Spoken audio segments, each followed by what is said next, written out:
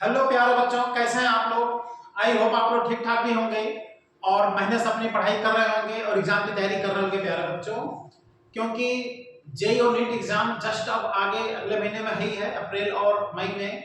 तो रेगुलर पढ़ते रहिए, खूब मेहनत से पढ़ाई करते रहिए। कोई टॉपिक आपको छोड़ना नहीं है, हर टॉपिक तैयार करना है, हर सब्जेक्ट का। आज इस वीडियो में बहुत ही इंपॉर्टेंट एक कॉन्सेप्ट का क्विक रिवीजन होगा और वो है बेटा इलेक्ट्रिकल डिवाइसेस में ट्रांसफार्मर।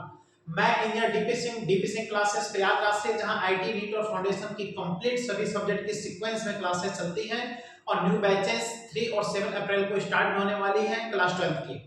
तो प्यारे बच्चों, इस वीडियो में हम आज ट्रांसफार्मर पढ़ेंगे क्योंकि इलेक्ट्रिकल डिवाइसेस फिजिक्स में एक ऐसा टॉपिक है जिससे कि कंफर्म क्वेश्चन आपके एग्जाम में आता है, चाहे जेईई हो चाहे नीट एग्जाम हो। तो इसमें इलेक्ट्रिकल डिवाइसेस में ट्रांसफार्मर, गैलोमीटर का कन्वर्जन एमीटर में और वोल्टमीटर में शंट मल्टीप्लायर सब बहुत ही इंपॉर्टेंट माना जाता है। लेकिन इस वीडियो में कंप्लीट आपको ट्रांसफार्मर का क्विक रिवीजन हो जाएगा, सारा कॉन्सेप्ट मिल जाएगा, सारे थ्योरी मिल जाएंगे। इसके बाद से आप क्वेश्चन बस सॉल्व कर लीजिएगा, सारे क्वेश्चन आपके फटाफट सॉल्व हो जाएंगे।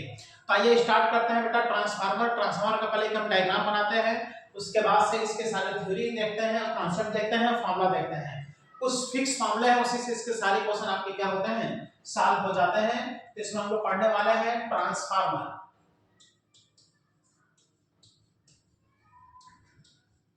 फिजिक्स का बहुत इंपॉर्टेंट कॉन्सेप्ट इलेक्ट्रिकल डिवाइसेस है और इससे कंफर्म क्वेश्चन आपके एग्जाम में आता है। ट्रांसफार्मर में बेटा एक आयरन कोर होता है, आयरन कोर लेमिनेटेड होता है और ट्रांसफार्मर जो होता है हमेशा एसी सप्लाई पे वर्क करता है। ट्रांसफार्मर का जो वर्किंग प्रिंसिपल होता है ये बेटा म्यूचुअल इंडक्शन पे बेस्ड होता है। ट्रांसफार्मर के इनपुट में एसी सप्लाई दी जाती है और आउटपुट में भी एसी सप्लाई ही मिलती है। बस यह है कि ट्रांसफार्मर दो प्रकार के होते हैं, स्टेप अप ट्रांसफार्मर और स्टेप डाउन ट्रांसफार्मर। तो स्टेप अप ट्रांसफार्मर वोल्टेज को बढ़ा देता है, स्टेप डाउन ट्रांसफार्मर वोल्टेज को घटा देता है। तो ट्रांसफार्मर में हमने बताया अभी कि इसमें एक आयरन कोर होता है, तो इस तरह से एक आयरन कोर हम यहाँ पे बना ले रहे हैं। और आयरन कोर की जो विशेषता होती है ये लेमिनेटेड होता है। लेमिनेटेड आयरन कोर क्या होता है ये भी हम बताएंगे, क्योंकि इससे डायरेक्ट क्वेश्चन आपको एग्जाम में मिल सकते हैं। तो ये है प्यारे बच्चों ट्रांसफार्मर का आयरन कोर। और आयरन जो कोर होता है ये लेमिनेटेड होता है ना। लेमिनेटेड होता है मतलब इसमें पतले पतले इस तरह से स्ट्रिप्स लगे रहते हैं। तो क्यों लेमिनेटेड होता है ये भी थ्योरेटिकल क्वेश्चन आपके एग्जाम में आता है ना। तो ये लेमिनेटेड आयरन कोर है। सभी कॉन्सेप्ट अभी आपको समझ में आ जाएगा, थोड़ी देर में ये टॉपिक आपका रिवाइज हो जाएगा। ट्रांसफार्मर के कई प्रकार से डायग्राम बनाए जाते हैं। सिंपल डायग्राम है ट्रांसफार्मर का, स्कीमेटिक डायग्राम, सिंपल डायग्राम। ये ट्रांसफार्मर का देख रहे हो, आयरन कोर जो है लेमिनेटेड होते हैं, मतलब ये पतले पतले पत्तियों में काट करके इसका क्रॉस सेक्शनल एरिया घटा दिया जाता है, तब जाके लेमिनेट करके आपस में चिपका करके तब ट्रांसफार्मर बनाया जाता है। तो ट्रांसफार्मर में ये इसका यहाँ पर प्राइमरी वाइंडिंग इस तरह से होगा, जो कॉपर का वाइंडिंग होता है यह है प्राइमरी वाइंडिंग। और यहाँ बनाते हैं प्यारे बच्चों सेकेंडरी वाइंडिंग। ठीक है, प्राइमरी वाइंडिंग में जो नंबर ऑफ टर्न होता है ये N1 होता है, सेकेंडरी वाइंडिंग में नंबर ऑफ टर्न N2 होता है। और यह है ट्रांसफार्मर का आयरन कोर। इनपुट में जो सप्लाई दी जाती है कैसी सप्लाई दी जाती है, एसी सप्लाई, है ना। तो यहाँ पर हम देखो एसी सप्लाई दे रहे हैं, एसी सप्लाई के सिंबल है यह इनपुट। और यहाँ पर हम एक आउटपुट में एक लोड रेजिस्टेंस लगा दे रहे हैं जिससे कि आउटपुट में करंट मिले। ये लोड रेजिस्टेंस आरएल कहलाता है और ये कहलाता है प्यारे बच्चों आउटपुट। इनपुट का जो वोल्टेज होता है ये होता है V1, आउटपुट का जो वोल्टेज होता है ये होता है प्यारे बच्चों V2। और इनपुट में जो करंट होगा ये I1 होगा और आउटपुट का जो करंट होगा ये I2 होगा। अब ये म्यूचुअल इंडक्शन पे वर्क करता है क्योंकि आप ट्रांसफार्मर के इनपुट में एसी सप्लाई दिए हो। तो जब एसी सप्लाई इस प्राइमरी, इसको बोलते हैं प्राइमरी, इसको बोलते हैं सेकेंडरी। जो प्राइमरी ये कॉइल है इसमें जब इनपुट एसी सप्लाई आप देते हो तो प्राइमरी कॉइल में वेरिएबल फ्लक्स जनरेट होते हैं। एसी सप्लाई की वजह से जो फ्लक्स जनरेट होते हैं वेरिएबल होते हैं और ये वेरिएबल फ्लक्स इस आयरन कोर के हेल्प से जाकर के सेकेंडरी को कट करते हैं। यानी यहाँ पे बेटा फ्लक्स जनरेट होंगे और ये आयरन कोर के हेल्प से जाएंगे और इस सेकेंडरी को क्या करेंगे, कट करेंगे। सेकेंडरी का मतलब जो आयरन कोर का जो पड़ोसी है या प्राइमरी का ये पड़ोसी कहलाता है, तो ये अपने पड़ोसी को क्या करेगा, कट करेगा और म्यूचुअल इंडक्शन के प्रिंसिपल से सेकेंडरी कॉइल में इंड्यूस ईएमएफ जनरेट हो जाएगा। और अगर कॉइल क्लोज सर्किट है, यानी यहाँ पे आप रेजिस्टेंस एक लगा दिए हो, सर्किट क्लोज कर दिए हो, तो सेकेंडरी में इंड्यूस करंट मिलने लगता है। इसलिए ट्रांसफार्मर के इनपुट और आउटपुट में कोई डायरेक्ट कनेक्शन नहीं होता। इनपुट में सप्लाई देते हो, आउटपुट में सप्लाई अपने आप मिलने लगता है। हाँ, अगर ट्रांसफार्मर का सेकेंडरी टर्म का वैल्यू ज्यादा है प्राइमरी के रिस्पेक्ट में, टर्म N2 N1 से अगर ज्यादा है तो वो कहलाता है स्टेप अप ट्रांसफार्मर, और अगर सेकेंडरी टर्म प्राइमरी टर्म से अगर कम है तो कहलाता है step down transformer. Step up transformer जो होता है वह लो एसी वोल्टेज को हाई एसी वोल्टेज में बदलता है और हाई करंट को लो करंट में बदल देता है। मतलब ट्रांसफार्मर क्या करता है, वोल्टेज बढ़ाता है तो करंट को घटाता है, ट्रांसफार्मर वोल्टेज को घटाता है तो करंट को बढ़ाता है। इसलिए जो आइडियल ट्रांसफार्मर होते हैं उसमें कहा जाता है कि इनपुट और आउटपुट में पावर कांस्टेंट रहता है। तो ये थ्योरेटिकल क्वेश्चन आपके एग्जाम में आ सकता है कि ट्रांसफार्मर के इनपुट आउटपुट में क्या कांस्टेंट होगा, तो आपका आंसर होना चाहिए पावर। लेकिन जो आइडियल ट्रांसफार्मर होते हैं, क्योंकि ट्रांसफार्मर में डिफरेंट टाइप के लॉसेस होते हैं, उस लॉसेस को इग्नोर कर दिया जाए तो हम मानेंगे कि 100% एफिशिएंसी है ट्रांसफार्मर की। तो आइडियल ट्रांसफार्मर अगर माने तो इसको इनपुट और आउटपुट में पावर क्या रहता है प्यारे बच्चों, कांस्टेंट रहता है। पावर लॉस को अगर इग्नोर कर दे तो मान लीजिए एग्जाम में आ गया कि इनपुट आउटपुट में क्या कांस्टेंट रहता है ट्रांसफार्मर में, उसमें ये नहीं लिखा है आइडियल ट्रांसफार्मर, तो यहाँ पे बेटा आपको आइडियल ही मान के आंसर देना है, ये नहीं वहां कंफ्यूज होना है कि आइडियल नहीं लिखा है। तो अगर ट्रांसफार्मर है तो इनपुट आउटपुट में पावर कांस्टेंट रहेगा। और ये भी याद रखिएगा कि एक और टर्म कांस्टेंट होता है, वो होता है फ्रीक्वेंसी। ट्रांसफार्मर के इनपुट में 50 हर्ट्ज की फ्रीक्वेंसी है तो आउटपुट में भी 50 हर्ट्ज की फ्रीक्वेंसी होती है, फ्रीक्वेंसी में कोई चेंजिंग नहीं होती। तो ऐसा क्वेश्चन एग्जाम में आ जाए जिसमें पावर और फ्रीक्वेंसी दोनों नाम लिया हो तो आप उसी पे टिक लगाइए। केवल पावर का नाम ले रहा है तो पावर पे टिक लगाइए, लेकिन पावर और फ्रीक्वेंसी दोनों कह रहा है तो इस पे आप टिक लगाइए। इसका मतलब जो पावर इनपुट में होता है P वही आउटपुट में होता है, और जो फ्रीक्वेंसी इनपुट में होता है वही आउटपुट में फ्रीक्वेंसी होता है। ट्रांसफार्मर पावर और फ्रीक्वेंसी को चेंज नहीं करता, ट्रांसफार्मर किसको चेंज करता है, वोल्टेज और करंट को। क्योंकि ट्रांसफार्मर कितने प्रकार के होते हैं, दो प्रकार के होते हैं, स्टेप अप ट्रांसफार्मर और स्टेप डाउन ट्रांसफार्मर। ट्रांसफार्मर में ये प्राइमरी वाइंडिंग है, ये सेकेंडरी वाइंडिंग है। जो प्राइमरी और सेकेंडरी वाइंडिंग होते हैं इनको प्राइमरी कॉइल और सेकेंडरी कॉइल भी कहते हैं। ट्रांसफार्मर के प्राइमरी और सेकेंडरी जो वाइंडिंग होते हैं उसके बने होते हैं कॉपर के बने होते हैं, क्योंकि कॉपर का रेजिस्टेंस थोड़ा कम होता है, जिससे आई स्क्वायर और आर लॉसेस इससे मिनिमाइज हो जाता है। अब हम बात करते हैं कि जो ट्रांसफार्मर का ये जो कोर है कंप्लीट आयरन का एक क्रॉस सेक्शन एरिया का क्यों नहीं बना है, इसमें पतले पतले स्ट्रिप कट करके तब बनाए जाते हैं। ऐसा इसलिए होता है क्योंकि ईडी करंट लॉस को मिनिमाइज करना होता है। तो कभी एग्जाम में आ जाए कि ट्रांसफार्मर का कोर लेमिनेटेड क्यों बनाते हैं, तो इसका आंसर होगा to reduce eddy current loss. तो हम आपको ट्रांसफार्मर दिखाते भी हैं, एक छोटा सा ट्रांसफार्मर आपको दिखाते हैं कि ट्रांसफार्मर बहुत बड़े बड़े भी होते हैं, लेकिन जो रेडियो और टेलीविजन में छोटे छोटे जो ट्रांसफार्मर लगे होते हैं वो आपको देखने को मिलेगा। यहाँ पर इस ट्रांसफार्मर में आप देख सकते हैं कि जो कंप्लीट आयरन है एक क्रॉस सेक्शन नहीं है, इसमें अगर देखें तो स्ट्रिप है, पतला पतला इसमें क्या है बेटा, स्ट्रिप है। तो आप कहोगे कि ये एडी करंट क्या है और कैसे ये एलिमिनेट कर देने से कैसे एडी करंट लॉस मिनिमाइज हो जा रहा है। तो एडी करंट लॉस को आप बेटा समझ सकते हो कि प्राइमरी कॉइल का फ्लक्स जब जाकर के सेकेंडरी को कट कर रहा है तो सेकेंडरी में फैराडे लॉ के अकॉर्डिंग ईएमएफ इंड्यूस हो जा रहा है, करंट इंड्यूस हो जा रहा है। तो उसी तरह से ये जो फ्लक्स जा रहा है सेकेंडरी में, प्राइमरी से सेकेंडरी में, तो किसके थ्रू जा रहा है, ट्रांसफार्मर के आयरन कोर के थ्रू जा रहा है। तो वह वेरिएबल फ्लक्स उस आयरन कोर को भी तो बेटा कट कर रहा है, इस आयरन कोर को भी तो कट कर रहा है, और जो आयरन कोर है वो क्या है, क्लोज सर्किट है।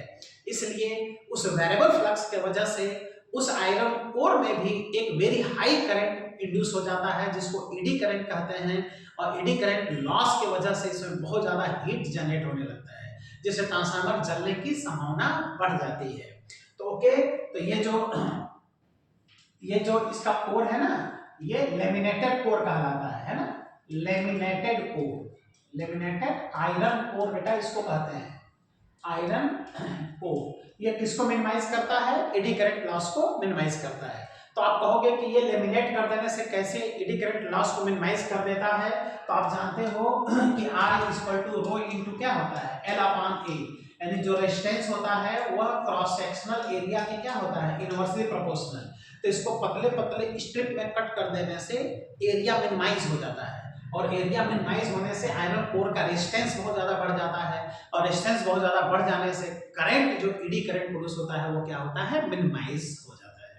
आई होप ये कॉन्सेप्ट आपको क्लियर हो भी गया होगा। तो ये बहुत इंपॉर्टेंट थ्योरेटिकल क्वेश्चन है कि ट्रांसफार्मर का आयरन कोर लेमिनेटेड क्यों बनाते हैं। इसका आंसर है to reduce eddy current loss. तो ट्रांसफार्मर में खास बात एक और लॉस होता है और वो कहलाता है बेटा हिस्टैरिसीस लॉस। तो हिस्टैरिसीस लॉस क्या है, ये होता है प्यारे बच्चों कि जैसे मैग्नेट को, जब हम लोग किसी मैग्नेट को, फेरोमैग्नेटिक सब्सटेंस को बार बार मैग्नेटाइज और डीमैग्नेटाइज करते हैं, तो इस प्रोसेस में एनर्जी का क्या होता है, लॉस होता है। उसी तरह से यहाँ पर जो ट्रांसफार्मर के एटम्स होते हैं वो एसी सप्लाई देने की वजह से वो बार बार मैग्नेटाइज और प्यारे बच्चों डीमैग्नेटाइज होते रहते हैं। तो मैग्नेटाइजेशन और डीमैग्नेटाइजेशन प्रोसेस में जो एनर्जी का लॉस होता है उसी को हिस्टैरिसीस लॉस कहते हैं। अब अगर ट्रांसफार्मर का हम अगर देखें, आयरन देखें, तो आयरन दो प्रकार के होते हैं, सॉफ्ट आयरन और हार्ड आयरन। सॉफ्ट आयरन में हिस्टैरिसीस लॉस कम होता है, हार्ड आयरन अर्थात स्टील में हिस्टैरिसीस लॉस ज्यादा होता है। तो आप सोचो कि ट्रांसफार्मर का जो आयरन कोर है वो हिस्टैरिसीस लॉस को मिनिमाइज करने के लिए किसका बना होना चाहिए, सॉफ्ट आयरन का बना होना चाहिए कि हार्ड आयरन का बना होना चाहिए। तो किसका बना होना चाहिए, सॉफ्ट आयरन का बना होना चाहिए। तो इस तरह से अगर पूछा जाए कि ट्रांसफार्मर का आयरन कोर सॉफ्ट आयरन का क्यों बनाते हैं, तो इसका आंसर होगा to reduce hysteresis loss. Okay, तो इस तरह से दो प्रकार के लॉसेस हैं, एक होता है हिस्टैरिसीस लॉस, एक होता है AD current loss. AD current loss को मिनिमाइज करने के लिए लैमिनेटेड कोर बनाते हैं और हिस्टैरिसीस लॉस को मिनिमाइज करने के लिए सॉफ्ट आयरन का कोर बनाते हैं। इस तरह से एक और लॉस होता है और उसको बोलते हैं copper loss. Copper loss primary और सेकेंडरी वाइंडिंग में होता है, और प्राइमरी सेकेंडरी वाइंडिंग में जो कॉपर लॉस होता है उसको मिनिमाइज करने के लिए उसका जो प्राइमरी और सेकेंडरी वाइंडिंग होता है कॉपर का बनाया जाता है, जो आई स्क्वायर आर लॉस के रूप में जनरेट होता है, क्योंकि प्राइमरी और सेकेंडरी दोनों में क्या होते हैं, करंट लगातार फ्लो होते रहते हैं, जिससे आई स्क्वायर आर लॉसेस होते रहते हैं। ओके, तो इस तरह से कॉन्सेप्ट क्या सीखे कि ट्रांसफार्मर की वर्किंग प्रिंसिपल किस पर बेस्ड है, म्यूचुअल इंडक्शन। ट्रांसफार्मर हमेशा किस सप्लाई पे काम करता है, एसी सप्लाई। ये डीसी सप्लाई पे कभी काम नहीं करता। डीसी सप्लाई पे अगर ऑन करके छोड़ दो तो ये जल जाएगा। ट्रांसफार्मर कितने प्रकार के होते हैं, दो प्रकार के होते हैं, स्टेप अप ट्रांसफार्मर और step down transformer. Step up transformer voltage बढ़ाता है, स्टेप डाउन ट्रांसफार्मर वोल्टेज घटाता है। ट्रांसफार्मर में क्या कांस्टेंट होता है, आइडियल ट्रांसफार्मर में तो पावर और फ्रीक्वेंसी दोनों क्या होता है, कांस्टेंट होता है। हम लोग जो एसी सप्लाई यूज करते हैं इसकी फ्रीक्वेंसी इंडिया में बेटा 50 हर्ट्ज हम लोग एसी सप्लाई यूज करते हैं। ट्रांसफार्मर में कितने प्रकार की लॉसेस होती हैं, दो प्रकार के लॉसेस होती हैं, एक हिस्टैरिसीस लॉस और एक एडी करंट लॉस। एक होता है कॉपर लॉस। तो इस तरह से कैसे हिस्टैरिसीस लॉस को मिनिमाइज कर सकते हैं और कैसे आप एडी करंट लॉस को मिनिमाइज कर सकते हैं, ये पूरा कांसेप्ट हमने बताया। और ट्रांसफार्मर के दो फॉर्मूले होते हैं, उस फॉर्मूले पर अगर आप ध्यान दें तो कभी भी आपका क्वेश्चन गलत नहीं होगा और सारे क्वेश्चन आप इसका क्या कर सकते हैं, सॉल्व कर सकते हैं। तो ये होता है ट्रांसफार्मर का ट्रांसफॉर्मेशन रेशियो। पहले तो आप देखिए कि अगर ट्रांसफार्मर आइडियल है, कैसा ट्रांसफार्मर है, आइडियल ट्रांसफार्मर अगर है तो ऐसे में आइडियल ट्रांसफार्मर में इनपुट पावर बराबर होगा प्यारे बच्चों output power, P1 equal to P2, power equal to voltage into current होता है, इसको हम लिख देंगे voltage V1 I1 is equal to, इसको लिख देंगे V2 I2, है ना। ये आप कॉन्सेप्ट हमेशा आइडियल ट्रांसफार्मर में ही लगा पाएंगे, जिस क्वेश्चन में एफिशिएंसी दी रहेगी वहां भी ये कॉन्सेप्ट नहीं लगा पाएंगे। तो यहां से आप देख लीजिए कि V2 upon V1 equal to किसके बराबर आ गया, I1 अपान I2 के ये बराबर आ गया। कई क्वेश्चन आपके इस फॉर्मूले से क्या हो जाएंगे, सॉल्व हो जाएंगे।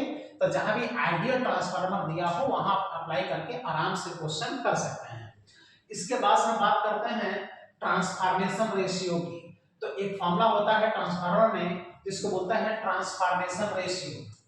क्या बोलता है प्यार बच्चों, ट्रांसफॉर्मेशन रेशियो कहते हैं।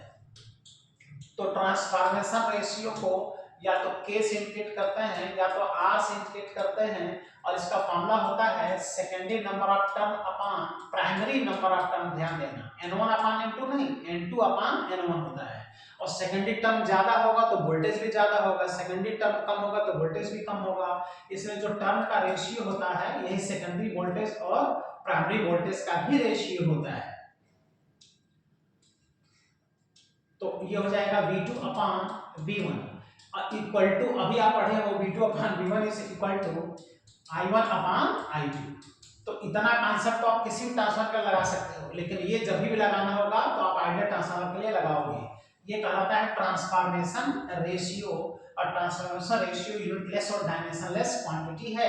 आप ट्रांसफार्मर के क्वेश्चन कीजिए तो मैक्सिमम क्वेश्चन आपको इस फॉर्मूले से क्या हो जाएंगे, सॉल्व हो जाएंगे, मैक्सिमम क्वेश्चन। प्यारे बच्चों, इसके बाद से अगर transformer is not ideal, transformer अगर नॉट आइडियल है, मतलब ट्रांसफार्मर अगर आइडियल नहीं है, तब ऐसे क्वेश्चन में ट्रांसफार्मर की इफिशियंसी दी रहती है ना। तो इफिशियंसी इसका जो होता है वो होता है output power upon input power, और परसेंटेज इफिशियंसी चाहिए तो 100 से क्या कर दीजिए, मल्टीप्लाई। तो कई ऐसे क्वेश्चन होते हैं जो इफिशियंसी पे बेस्ड होते हैं। तो इसका फॉर्मूला होगा बेटा परसेंटेज इफिशियंसी, इफिशियंसी का ये इसका सिंबल होता है जिसको ईटा से इंडिकेट करते हैं। तो percentage efficiency eta is equal to, ये होता है output power upon input power into 100, और आउटपुट पावर को हम लोग क्या कहेंगे बताओ, V2 I2। इनपुट पावर को क्या कहेंगे, V1 I1, इनटू यहाँ क्या हो जाएगा, 100 हो जाएगा। तो अगर परसेंटेज एफिशिएंसी पे अगर क्वेश्चन दिया है तो इस फॉर्मूले को अप्लाई करके आपको क्वेश्चन क्या करना चाहिए, सॉल्व करना चाहिए। अब आप देख ही लो कि अगर P1 P2 दोनों बराबर है, आउटपुट और इनपुट दोनों पावर बराबर है, तो वो कौन सा ट्रांसफार्मर है, आइडियल ट्रांसफार्मर। तो उसकी जो एफिशिएंसी होगी वो 100% एफिशिएंसी होगी, है ना। लेकिन डिफरेंट टाइप के जो लॉसेस होते हैं, eddy current loss, hysteresis loss, copper loss, humming loss, flux leakage loss, इन सारे लॉसेस के वजह से हीट डेवलप होता है और ट्रांसफार्मर की एफिशिएंसी क्या हो जाती है, कम हो जाती है। तो ट्रांसफार्मर की एफिशिएंसी 90 से 95% के आसपास होती है। तो कभी भी क्वेश्चन में, एग्जाम में, जेईई हो चाहे नीट हो, कोई ट्रांसफार्मर के एफिशिएंसी पे क्वेश्चन आ जाए जिसमें एफिशिएंसी पूछे, तो ये ट्रिक आप अप्लाई कर सकते हो कि जो सबसे ज्यादा वैल्यू दिया हो 90% के आसपास, उस पर आप डायरेक्ट टिक लगा के आगे बढ़ सकते हो। अब 90% के आसपास कई वैल्यू दिया है तो वही सॉल्व कर लो, लेकिन कुछ वैल्यू बहुत कम है और कुछ वैल्यू, एक आध वैल्यू 90% के आसपास है, उस पर डायरेक्ट टिक लगा के आप आगे बढ़ सकते हो। पूरा चांस होगा कि आंसर आपका क्या हो जाएगा, सही हो जाएगा। तो ये फॉर्मूला हमेशा वहां अप्लाई कीजिए जब क्वेश्चन में क्या दिया हो, एफिशिएंसी दिया हो। अब अगर हम देखें तो मान लो कोई ऐसा क्वेश्चन आपके सामने आ जाए कि एक ट्रांसफार्मर है, उसके इनपुट में, है ना, उसके इनपुट में जो वोल्टेज दिया गया है ये 1.5 वोल्ट का एक सेल लगा दिया गया है। इनपुट में 1.5 वोल्ट का सेल लगा दिया गया, और N2 अपॉन N1 का वैल्यू भी दे दिया, है ना। N2 और N1 का रेशियो 3:2 दे दिया, और सप्लाई सेकेंडरी वोल्टेज पूछ दिया। अब यहाँ देखो कितना तगड़ा आप गलती करोगे, जैसे N2 अपॉन N1 3/2 दे दिया, V1 और V2 में V1 दे दिया, V2 पूछ रहा है, फॉर्मूला लगा दो N2 अपॉन N1 बराबर V2 अपॉन V1, सॉल्व कर लो, एक आंसर तो आपको मिल ही जाएगा। लेकिन यहाँ पे आपको कांसेप्ट से आंसर देना है, IQ से अपने क्वेश्चन देना है। इनपुट किससे कनेक्ट किया है, सेल से कनेक्ट किया है 1.5 वोल्ट, तो आप फॉर्मूला लगाओगे तो एक ऑप्शन मिल जाएगा। लेकिन कांसेप्ट कहता है कि जब आप सेल कनेक्ट करोगे तो आउटपुट में 0 वोल्टेज मिलेगा, क्योंकि सेल डीसी सप्लाई देता है और डीसी में म्यूचुअल इंडक्शन नहीं होता। तो ये क्वेश्चन एग्जाम में आ चुका है और कई स्टूडेंट इस क्वेश्चन को गलत कर चुके हैं, जो ध्यान नहीं दे रहे। ऐसी बात नहीं कि नॉलेज नहीं है, बस ध्यान नहीं दिए, फॉर्मूला लगा दिए, क्वेश्चन सॉल्व कर दिए। तो कभी भी ट्रांसफार्मर का क्वेश्चन एग्जाम में आ गया और आता भी है, अगर देखें जेईई में भी क्वेश्चन आया था, नीट 2024 में भी ट्रांसफार्मर का एक छोटा सा क्वेश्चन आया था। तो बताओ इतना छोटा टॉपिक है, कई बच्चों को ये तैयार नहीं रहता है ना। तो कभी भी क्वेश्चन ट्रांसफार्मर के एग्जाम में आ जाए तो आप ये देख लो कि जो इनपुट सप्लाई वोल्टेज दिया है कहीं डीसी सप्लाई तो नहीं है, कहीं सेल का तो नाम नहीं लिया है, कहीं डैनियल सेल, लेग्रांजे सेल का तो नाम नहीं लिया है। अगर ऐसा नाम लिया है तो आउटपुट का आंसर तुरंत क्या दे दो, 0 दे दो, सॉल्व करने का प्रयास ना करना, नहीं तो क्वेश्चन के जाल में आप फंस जाओगे प्यारे बच्चों, क्योंकि वहां फॉर्मूला लगा दोगे तो एक आंसर तो मिल ही जाएगा, 0 नहीं आएगा फिर, ये ध्यान देना है। और अगर हम बात करें कि नीट 2024 में कौन सा क्वेश्चन आया था, तो आप लोग देख लीजिएगा नीट 2024 में जो क्वेश्चन था कितना छोटा क्वेश्चन आया था। उसमें दिया था कि secondary number of term upon primary number of term का वैल्यू 1/2 है, तो I2 और ये I1 अपॉन I2 का वैल्यू बताओ। ओके, अब क्या क्वेश्चन तो थोड़ा देखना पड़ेगा, है ना। वो पूछा था कि I2 और I1 का क्या रेशियो होगा, सेकेंडरी नंबर करंट और प्राइमरी करंट का क्या रेशियो होगा। तो आप अभी पढ़े हो कि N2 अपान N1, देखो N2 अपान N1 बराबर क्या होता है, I1 अपान क्या होता है पहले बच्चों, I2 होता है, देख रहे हो, I और अपान I2 होता है। तो इसमें क्या है कि देखो सेकेंडरी टर्म अपन प्राइमरी टर्म का वैल्यू 1/2 दिया था।